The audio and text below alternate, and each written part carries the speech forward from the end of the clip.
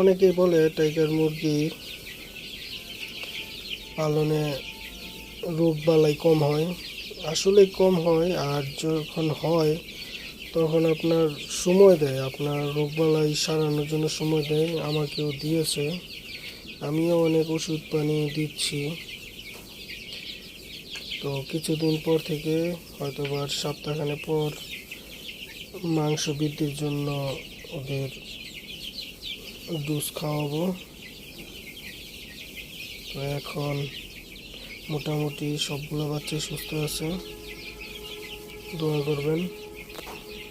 150 বাচ্চা থেকে আপনার 2টা মারা গেছে, আর 3টা বাচ্চা প্যারালাইসিসে, একটা সারা গেছে আর একটা মোটামুটি সারার পর্যায়ে।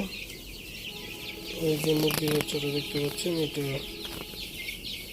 এই মুরগি বাচ্চাটা আসলে প্যারালাইস হয়ে গেছে।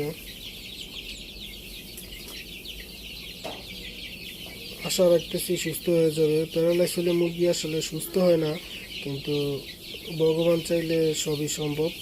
তো এই বাচ্চাটাও অনেকটাই সুস্থ হয়ে গেছে। আরেকটা বাচ্চা তো আপনার যেমন মইরেই যাইবো এরকমের অবস্থা ছিল। এই যে এই বাচ্চাটা মোটামুটি এখন খাওয়া দাওয়া করতেছে, দেখতেছেন একটু দুর্বল। এটা মনে করেন যে মোটামুটি এখন খাওয়া দাওয়া করতেছে, সব কিছুই স্বাভাবিকভাবেই করছে।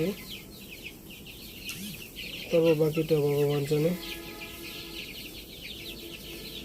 সবাই দোয়া করবেন আমার বাচ্চাগুলোর জন্য, যেন ঠিকঠাক মতন বড় হয়।